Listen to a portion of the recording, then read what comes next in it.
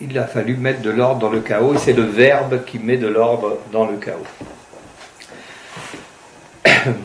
Donc le nom que l'on donne aux choses, ça les crée d'abord, ces choses, ça discrimine aussi, c'est-à-dire qu'on fait la différence entre les choses.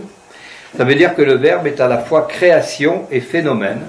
On pourrait dire que ce logos, c'est une projection de la vie.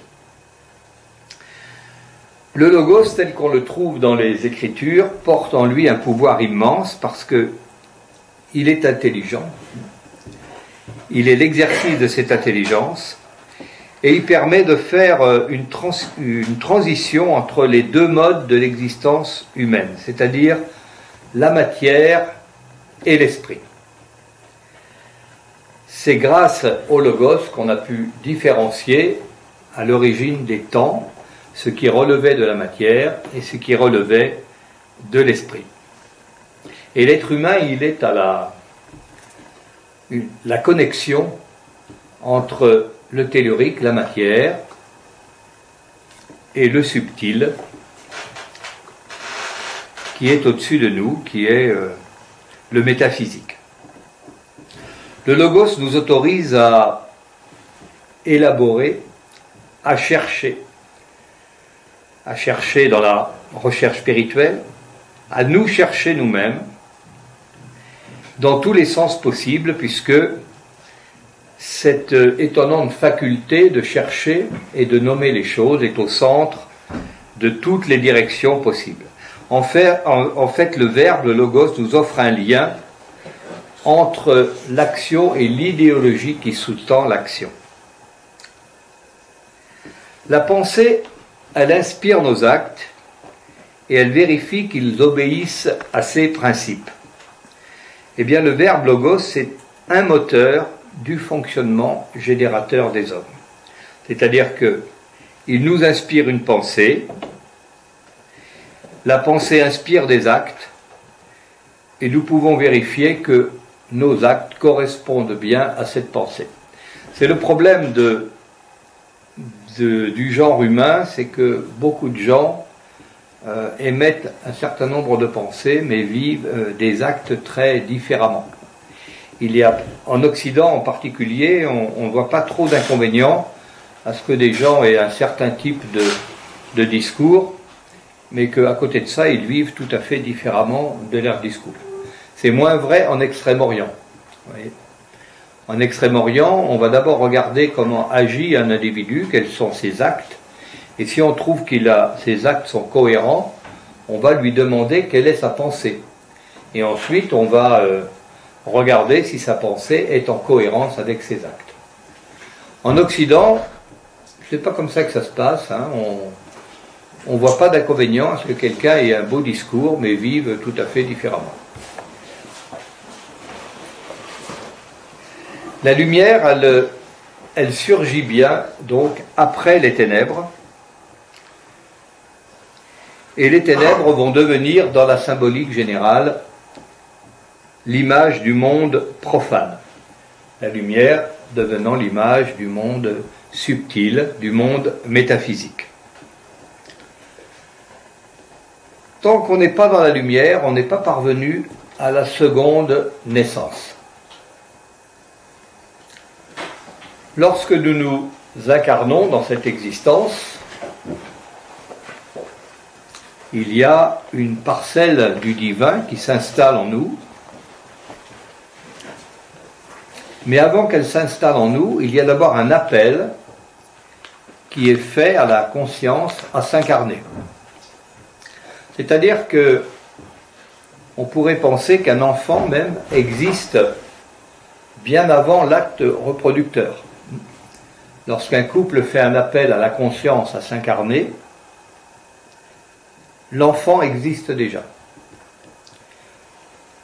L'âme commence à se former. La lumière commence à se mettre, à s'organiser pour une naissance à venir. Et l'acte reproducteur, même s'il a lieu très longtemps après, n'est qu'une étape dans cette incarnation. Et l'incarnation existe au moment de la naissance, bien sûr, où l'enfant parvient à l'extérieur. À partir de ce moment-là, l'enfant va cheminer, il va recevoir des informations, mais il n'est pas encore dans un système d'évolution. L'évolution ne va commencer que lorsque l'être humain, pour la première fois, jette sur lui-même un regard intelligent, porte sur lui-même un regard intelligent. Tant qu'on ne s'est pas posé la question d'où viens-je, qui suis-je et où vais-je, on n'a pas encore la possibilité d'entamer un processus d'évolution. À partir du moment où on a porté ce regard intelligent sur nous-mêmes, ce processus d'évolution se met en marche et nous emmène jusqu'à la fin, jusqu'à la mort. Pour que le chaos que nous sommes, puisqu'en fait au départ nous sommes un chaos semblable au chaos initial, puisse naître à la vie, alors on a besoin d'une vibration. Chaque individu a besoin d'un fiat lux, que la lumière s'allume dans son esprit pour que commence l'évolution. Et cette illumination que nous recevons au moment où on prend conscience de ce que nous sommes est constituée par la transmission de l'influence spirituelle. La spiritualité commence là, au moment où nous prenons conscience que nous sommes un être humain en train de progresser.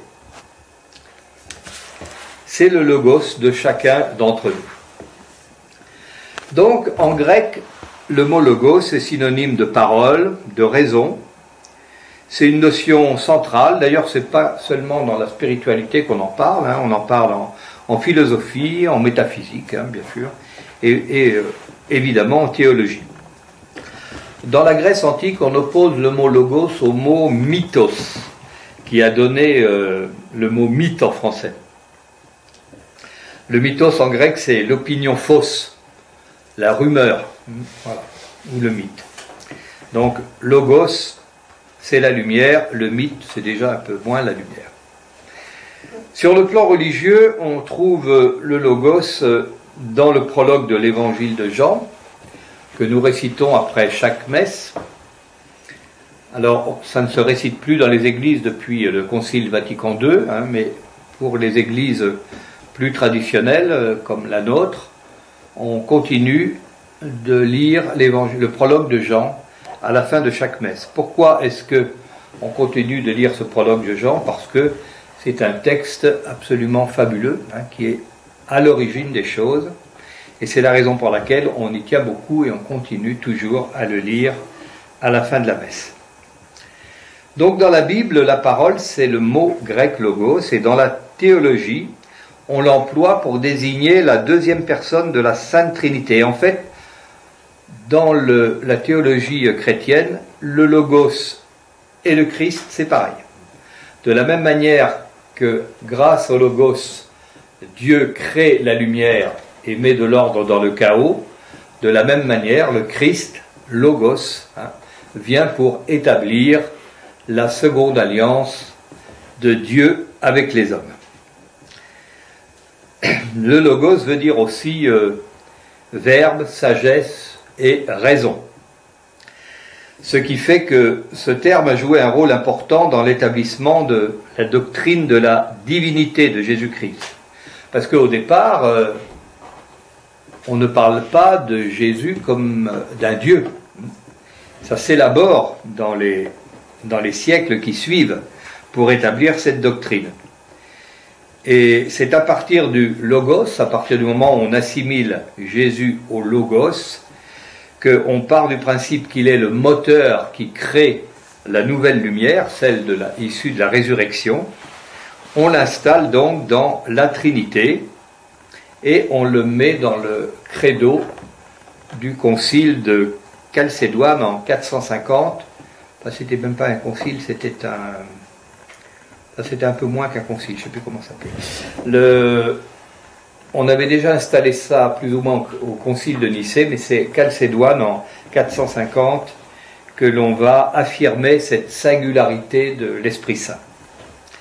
Donc dans l'évangile de Jean, on le comprend bien en lisant le texte, on le verra tout à l'heure, on voit que le logos constitue le début de toute chose. et par conséquent l'idée même de Dieu. Alors dans les autres langues, par exemple en espagnol et en italien, c'est la parole, palabra ou la parole, parola. Et puis pour les anglais et les allemands, eux c'est le mot, hein, word en anglais, wort en allemand. Alors, il faut noter quand même que l'évangile de Jean, c'est-à-dire le moment où a été écrit ce prologue, a probablement été écrit en Grèce, sur l'île de Patmos, là où Jean était exilé. Et il a écrit ça au moins 500 ans avant un grand philosophe qui s'appelait Anaxagore, et qui avait déjà évoqué l'idée de l'esprit. Il disait, Anaxagore, que l'univers que l'on perçoit est le fruit de notre intelligence. Et Socrate même disait que l'univers, en fait, c'est nous qui le créons, d'une certaine façon. Et là, on rejoint en cela, à travers la pensée grecque, d'autres pensées beaucoup plus anciennes, notamment la pensée chinoise, qui dit que c'est l'être humain qui crée son monde phénoménal. Les choses existent que parce que nous les voyons ou parce que nous les pensons. Hein, là, par exemple, cette bougie, elle existe pour nous parce qu'elle est là et puis vous la voyez. Vous la voyez, mais pour 7 milliards d'individus à la surface de cette planète, elle n'existe pas. Donc profitons-en. Alors le Christ qui est Logos n'est pas le même Logos que celui de la Genèse, bien sûr, parce que le Christ Logos, il est vraiment, lui, partie intégrante de Dieu. Il est la manifestation du Logos parmi les hommes. Mais il vient aussi pour apporter la lumière et pour mettre un ordre dans le chaos que représente l'humanité à ce moment-là. Vous vous souvenez du texte qu'on lit chaque messe. Au commencement était le Verbe, et le Verbe était auprès de Dieu, et le Verbe était Dieu. Donc on fait démarrer le monde par ce verbe initial. C'est pourquoi dans certaines traductions on parle de souffle. Par exemple dans certaines prières araméennes, c'est pas notre Père qui est aux cieux, c'est toi, le souffle, l'énergie à l'origine de toute chose.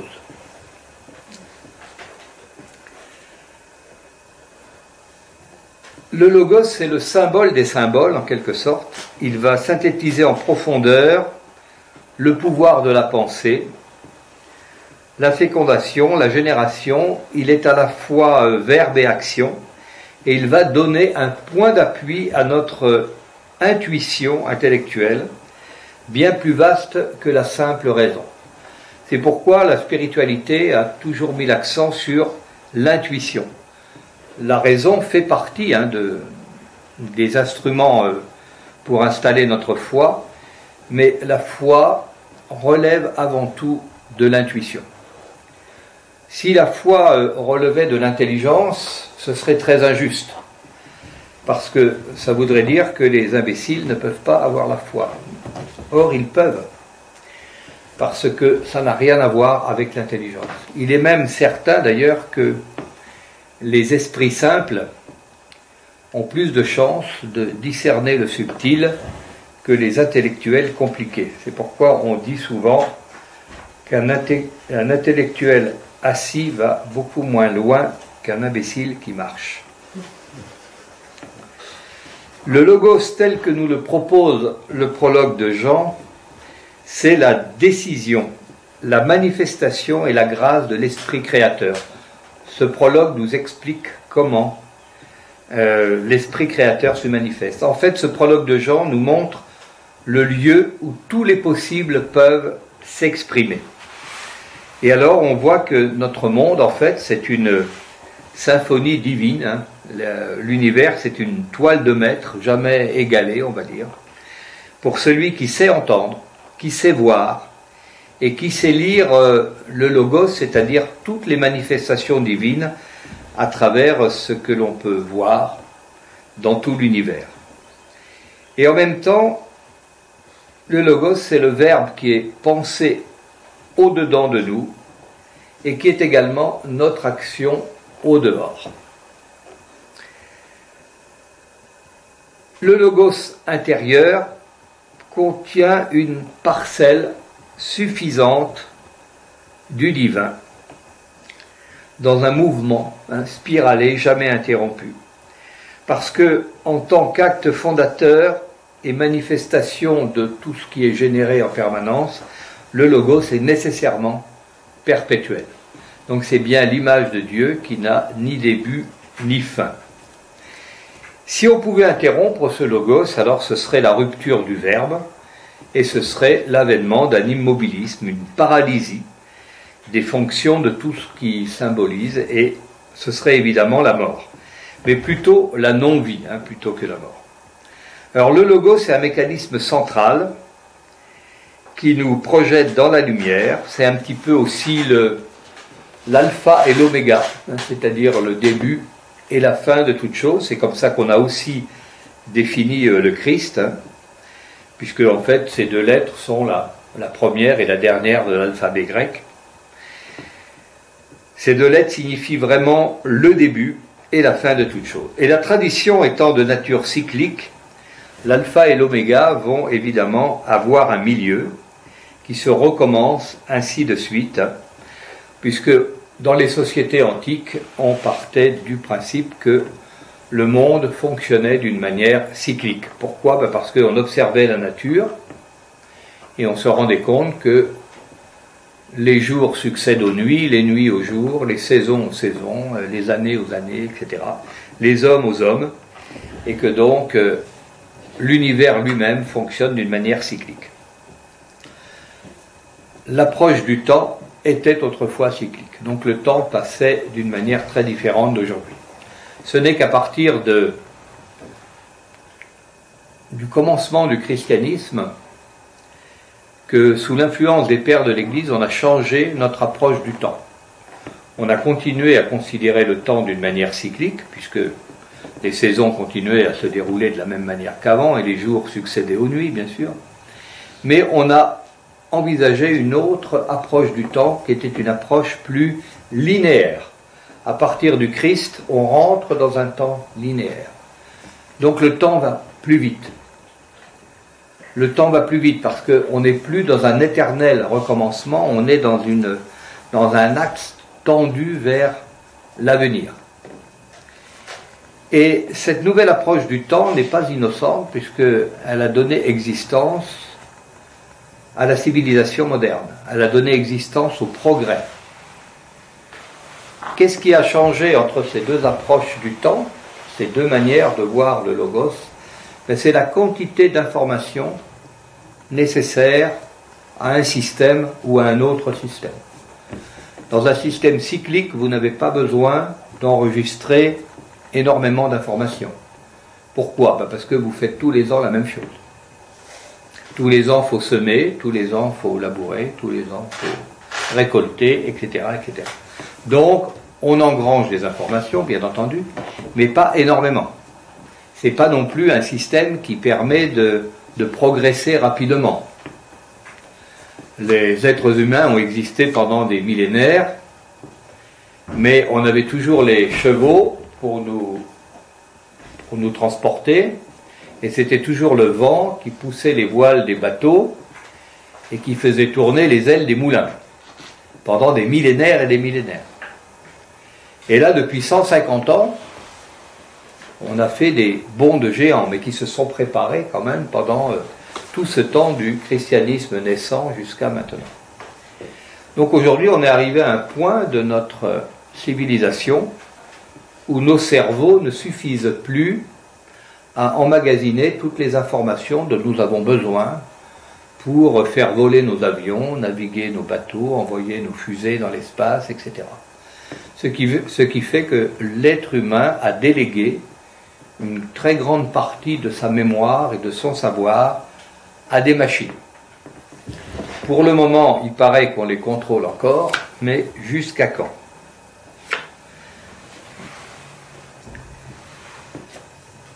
Jusqu'à quand ? On contrôle déjà plus. Bon, voilà, vous voyez, c'est rassurant. Il est ingénieur. Hein. Alors, commencez à vous inquiéter, ce sera toujours ça de gagner pour l'avenir. On arrive sur les ordinateurs quantiques. C'est rassurant. Si ça se trouve, on va s'apercevoir que Dieu, c'est un ordi. Du moment qu'on a le mot de passe. Donc, le logos, c'est en fait un miroir. C'est la juste réflexion du Créateur et de son action. L'un révèle l'autre, toujours. Il faut bien être conscient de ça, c'est que la spiritualité ne peut pas mettre d'espace entre la pensée et l'action. Ouais. C'est un peu comme dans les arts martiaux. À l'instant même où vous pensez que vous allez frapper, il faut frapper. Parce que si vous mettez une demi-seconde entre la pensée et l'acte, votre adversaire, lui, il est déjà en riposte. Donc pour la spiritualité, c'est pareil. Il doit y avoir une instantanéité entre la pensée et l'acte. Il faut qu'il y ait un véritable miroir. Saint Thomas, d'ailleurs, le disait, c'est le verbe, le logos, le mot, c'est comme un miroir dans lequel on voit les choses. Il y a une instantanéité. Le Créateur, Dieu, a proféré le verbe, le logos. Et ce verbe a fait que quelque chose est advenu. Ça veut dire que le Créateur, lorsqu'il a décidé le logos, il s'est pensé lui-même dans une éternité. Le verbe, c'est la pensée fondatrice, fécondante, la pensée en action, et le logos, c'est un format de Dieu mis à notre disposition. Le logos, c'est en fait une vision, une décision, et la mise en route effective de cette décision. Ça veut dire qu'en fait, on demande à l'être humain de procéder dans sa vie spirituelle comme Dieu a procédé au moment où il a mis un terme au chaos. C'est-à-dire l'être humain, à l'origine, c'est un chaos. Et peu à peu, par sa progression spirituelle, il met fin au chaos, il met son monde intérieur en ordre et il progresse spirituellement.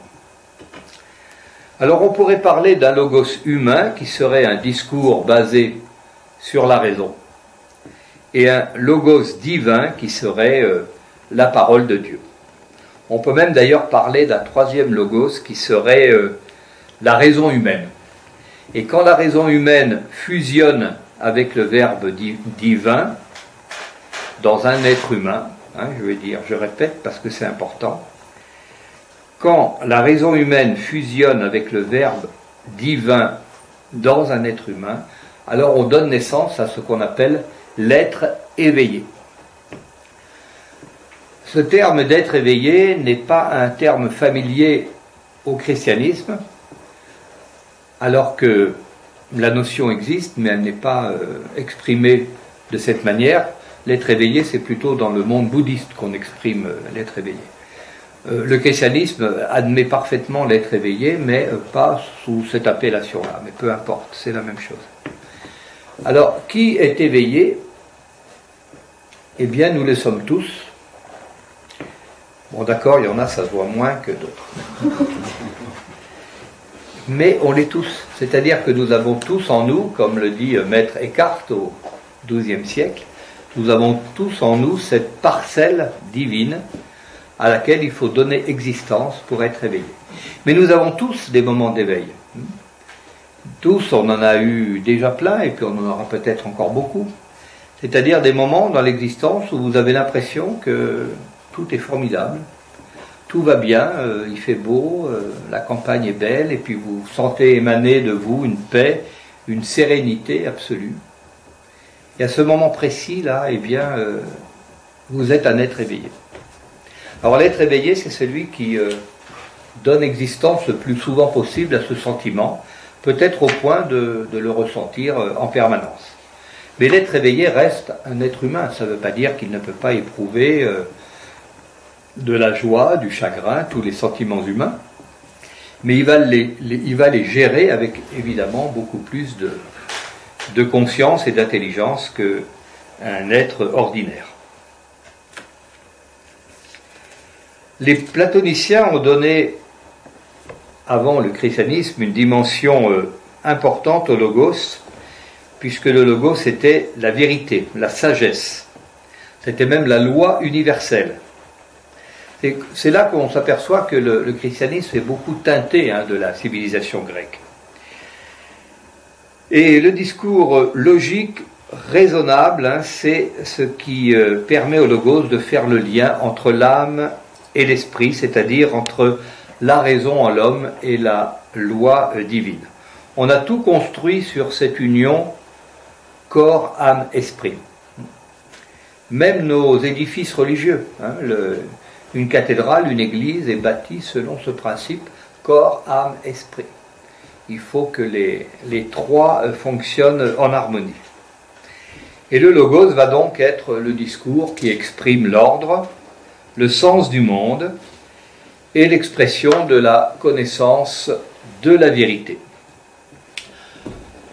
Pour les Grecs stoïciens, vous savez, cette école de philosophie grecque où on avait par rapport aux événements une certaine égalité d'âme, pour eux le logos c'était Dieu. Dans le bouddhisme, l'égalité d'âme, on appelle ça l'équanimité, c'est-à-dire que devant les événements, on maîtrise notre système émotionnel. Ça ne veut pas dire qu'on ne ressent pas d'émotion, mais on prend les choses telles qu'elles viennent parce que tout simplement elles existent. Pour les stoïciens, le logos c'est Dieu, et l'univers c'est une succession de causes logiques qui déterminent notre condition. On doit comprendre ces choses et on doit les accepter. Beaucoup des malheurs des hommes viennent du fait qu'ils n'acceptent pas la réalité. Quand nous sommes confrontés au décès d'un être cher, le meilleur moyen de moins souffrir, c'est de l'accepter. Mais comme on ne l'accepte pas facilement, on souffre, évidemment. Donc de manière générale, on peut définir le logos comme un intermédiaire entre Dieu et le monde, comme un pont entre le divin et l'humain. Dans la théologie chrétienne, le logos nous renvoie à la parole de Dieu, au texte sacré. On le trouve dans la Bible, mais on le trouve aussi dans les évangiles. C'est le message du Christ. Et à travers le logos, le Christ va diffuser le nouveau message, celui de la deuxième alliance de Dieu avec les hommes. C'est un discours d'amour. Et là, le logos devient amour. Ça veut dire que c'est l'expression intelligible de la pensée de Dieu. Le logos, c'est la semence d'amour de Dieu.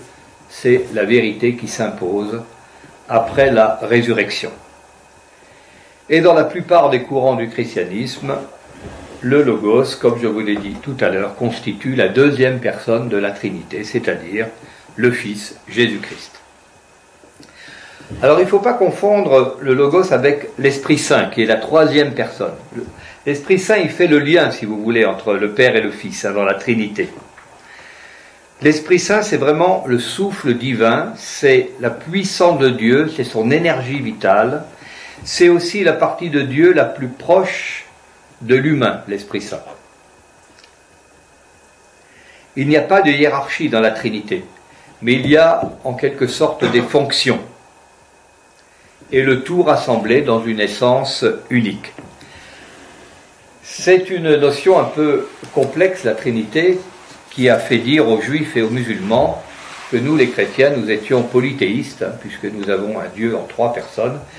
Ils disent que s'il y a trois, c'est pas un. Voilà. Alors on leur a expliqué que un être humain pouvait être à la fois gentil, méchant, voleur, généreux, tout ça, et que c'était quand même qu'une seule personne. Alors le prologue de Saint Jean, qui est le un des plus beaux textes du christianisme, nous dit la chose suivante. Au commencement était le Verbe, c'est-à-dire le Logos. Le Verbe était Dieu et le Verbe était en Dieu. Et on dit le Logos était au commencement en Dieu. Ça veut dire que ce Logos, il précède tout. Tout a été fait par lui, et sans lui, rien n'a été fait de ce qui existe. Ça veut dire que tout ce que l'on peut observer dans l'univers a pour origine le Logos. En lui était la vie, et la vie était la lumière des hommes. Ça veut dire que nous procédons de ce Logos. Et la lumière, lui, dans les ténèbres, et les ténèbres ne l'ont point reçu. Ça veut dire qu'au départ, les ténèbres sont là, la lumière est là, mais elle ne parvient pas encore à percer les ténèbres. Et on nous dit, il y eut un homme envoyé de Dieu, son nom était Jean. Ce Jean-là, c'est Jean le Baptiste, évidemment. Mais il se nomme lui-même, il dit, il y eut un homme envoyé de Dieu, mais c'est lui.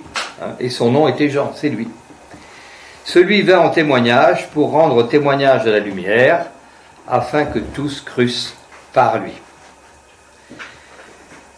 Il devait rendre témoignage à la lumière parce qu'il n'était pas lui-même la lumière, elle existait déjà.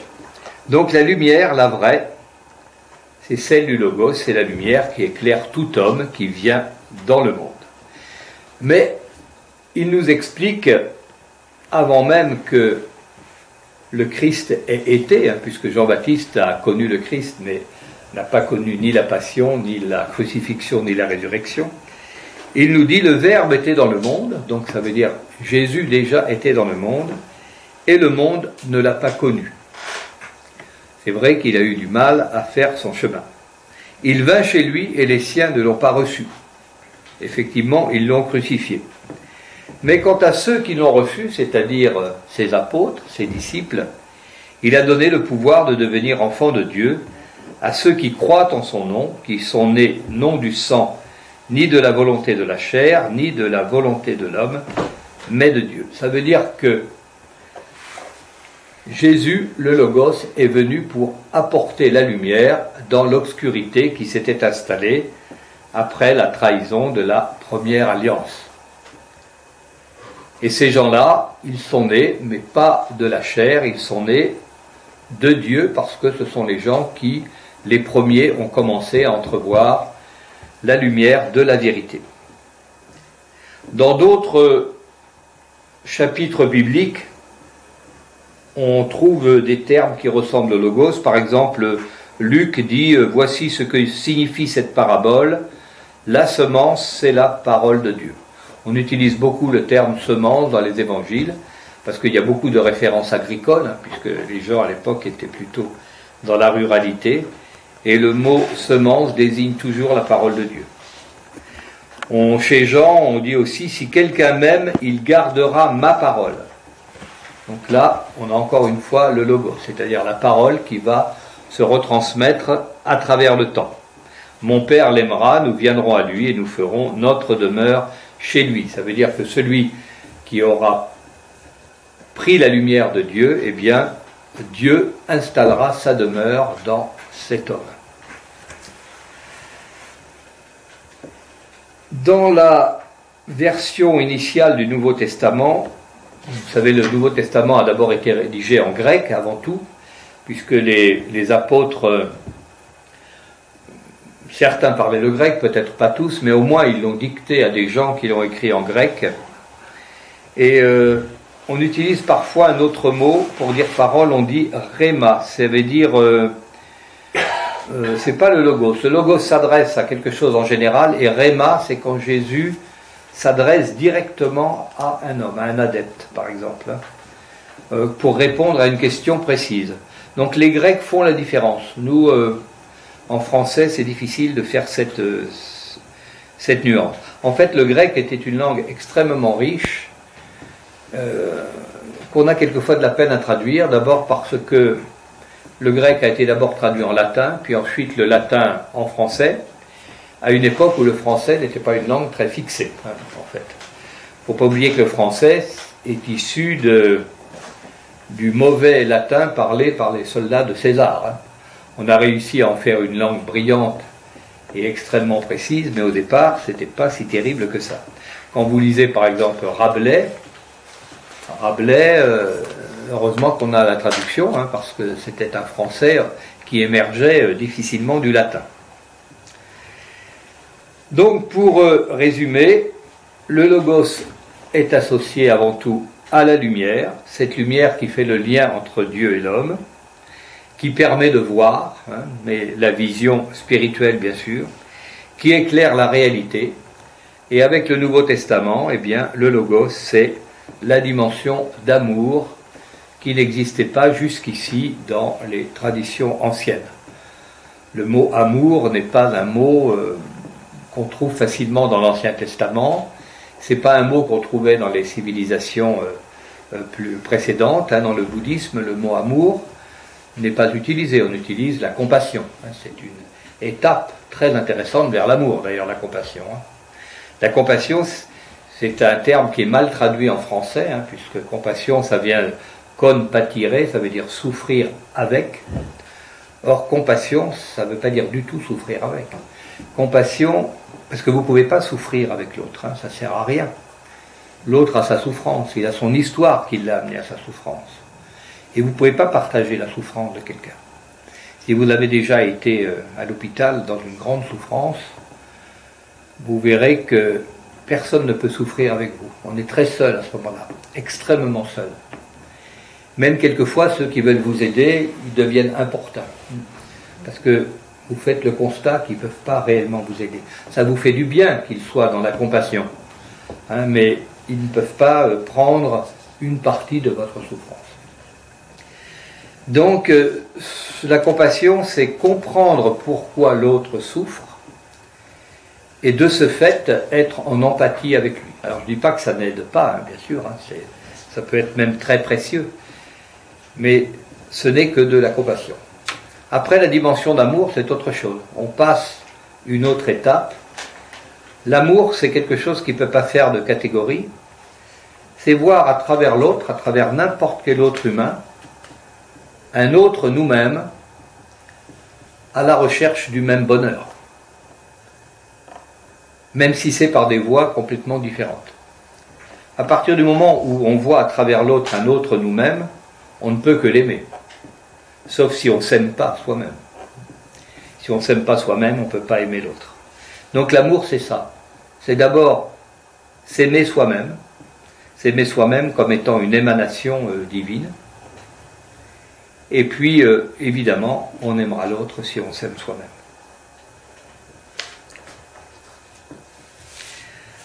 Dans la symbolique du logos, on va trouver l'image du cercle que l'on va retrouver dans les cathédrales, les rosaces. Hein. La rosace, c'est le cercle qui symbolise le domaine de la pensée, le plan divin que l'on dévoile dans sa perfection et dans son unité. C'est pourquoi dans les églises, dans les cathédrales, vous allez retrouver tous ces éléments, hein, bien sûr, qui étaient bien connus des compagnons des devoirs à l'origine. Vous avez le carré, le cercle, le rectangle, etc. Toutes ces dimensions-là sont en fait une représentation du logos. Vous avez même aussi le rayon, hein, du cercle qui part du centre, le centre du cercle qui est l'inconnaissable et qui s'étire vers la périphérie, hein, comme un rayon de soleil.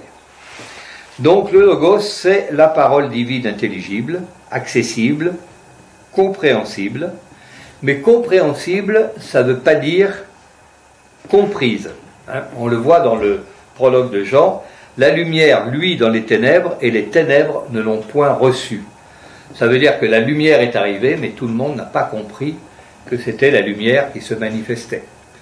Jésus est venu apporter la bonne nouvelle, mais tout le monde n'a pas été susceptible, capable d'entendre cette bonne nouvelle. Aujourd'hui encore, la bonne nouvelle est à la disposition du monde entier, et on ne peut pas dire que ça ait fait des progrès. On se demande même actuellement si on n'est pas dans une phase de régression. Il ne faut pas s'inquiéter des phases de régression.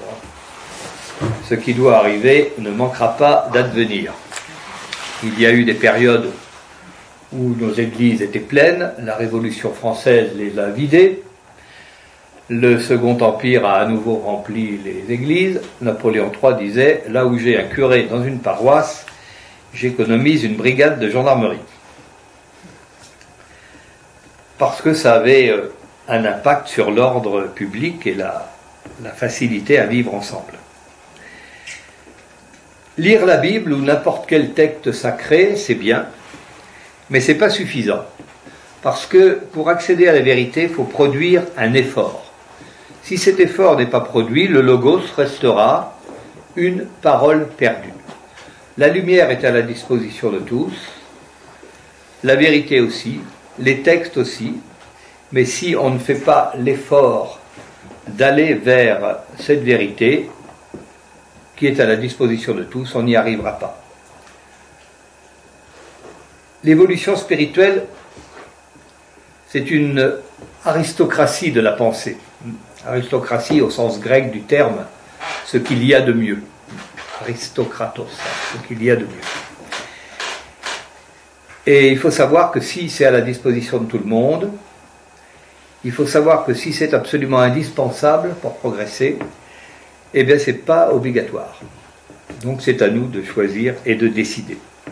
La parole perdue, c'est le verbe qui n'a pas été reçu, qui n'a pas été compris, qui n'a pas été correctement interprété. Recevoir la parole, c'est-à-dire recevoir la vérité spirituelle, entre guillemets, ne nécessite pas une intelligence supérieure. Pas du tout. Puisque c'est du domaine de l'intuition, comme je vous le disais tout à l'heure. Ça nécessite une volonté personnelle de s'ouvrir, de lâcher prise. Lâcher prise, ça veut dire abandonner nos préjugés, nos crispations, nos jugements, etc. C'est ça, lâcher prise. Lâcher prise, c'est un terme que nous ont apporté encore une fois les bouddhistes, mais ça existe dans le christianisme, c'est le détachement. Le détachement, c'est de lâcher prise, c'est exactement la même chose. On abandonne nos illusions, on abandonne nos préjugés, on abandonne notre orgueil et nos ambitions. Ça veut dire que pour voir l'évidence, pour accéder à la vérité, il est nécessaire de mourir à nous-mêmes, quelquefois plusieurs fois, avant d'arriver à la lumière.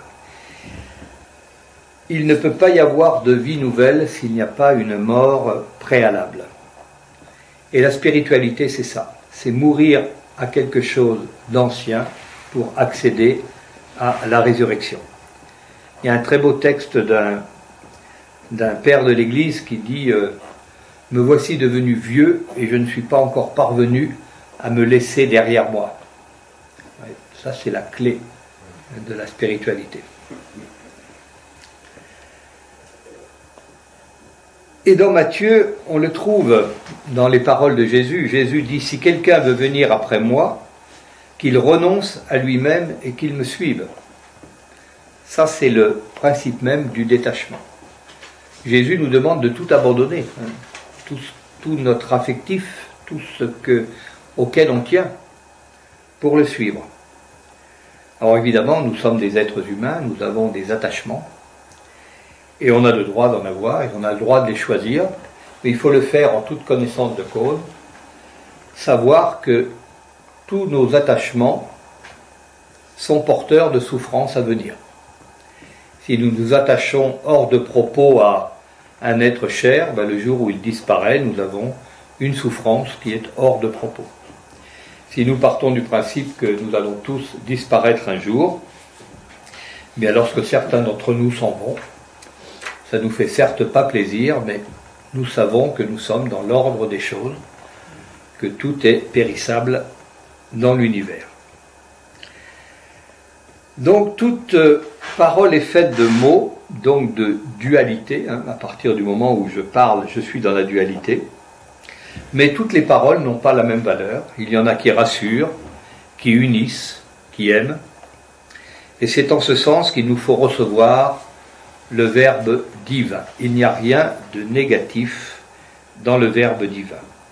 Donc le but va être, dans une démarche spirituelle, de nous laisser pénétrer profondément par l'intuition. L'intuition, c'est quelque chose de formidable, mais sur laquelle on se méprend quelquefois. Notre intuition, souvent, elle passe trop au filtre de notre mental. Et ce qui en résulte, c'est précisément pas de l'intuition.